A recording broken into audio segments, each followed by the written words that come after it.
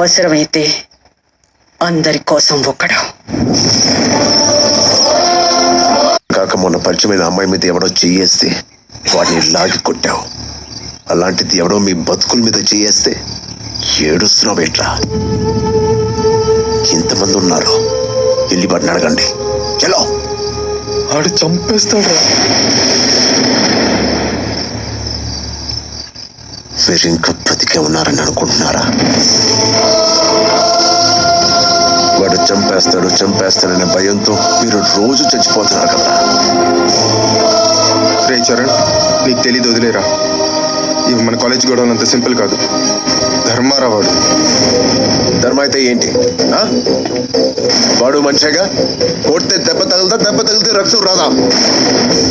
బాబు, నీ ప్రపంచం వేరు, మా ప్రపంచం వేరు.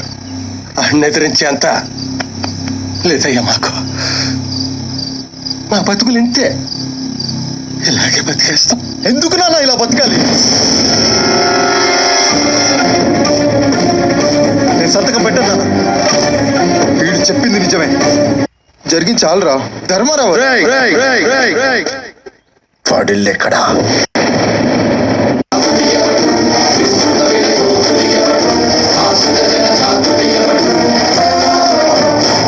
ఎవరికి లేని ధైర్యం నీకుందిరా.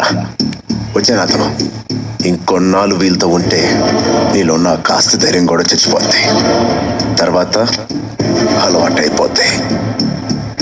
వీళ్ళలాగే మనసు చంపేసుకుని బతికేయడం అలవాటైపోద్ది. డోరు మూసుకుని బతికేయడం అలవాటైపోద్ది. బాధపడడం, చేతకానితనం, నెమ్మదిగా భయం కూడా అలవాటైపోద్ది. గుర్తుందా? మీకోసం రాసినోడిని మీ కళ్ళ ముందే చంపేశాడు. మీకోసం అడిగినోడిని చంపి శవాన్ని కూడా ఇవ్వలేదు. భయపడేవాడు ఉన్నంత కాలం భయపెట్టేవాడు ఉంటాడు. 10 మందితో వచ్చి 1000 మందిని భయపెడుతున్నాడు. అదే 1000 మంది తిరగబడితే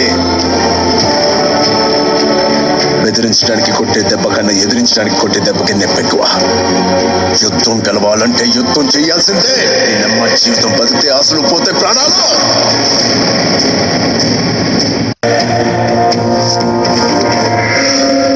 చలిచీమలు కలిసి పావుని చంపచ్చు, గడ్డి పరుకులు కలిపి తాడు పెనచ్చు అనేది కథలు కావు. ఇదే నిజం. ఇన్నాళ్ళు వీళ్ళ కళ్ళల్లో కనిపించిన భయం ఇప్పుడు నీ కళ్ళల్లో కనిపిస్తుంది. ఇంకెప్పుడు ఇటువైపు రాకు. వస్తే ఏం జరుగుతుందో చూసావుగా. ఇటుక ఒక్కటి కూడా పీకలేవు. బతికిపో. ఇప్పుడు మాకు అర్థమైంది, మా బతుకులు ఎవడు అప్ప జాగీరు కాదు.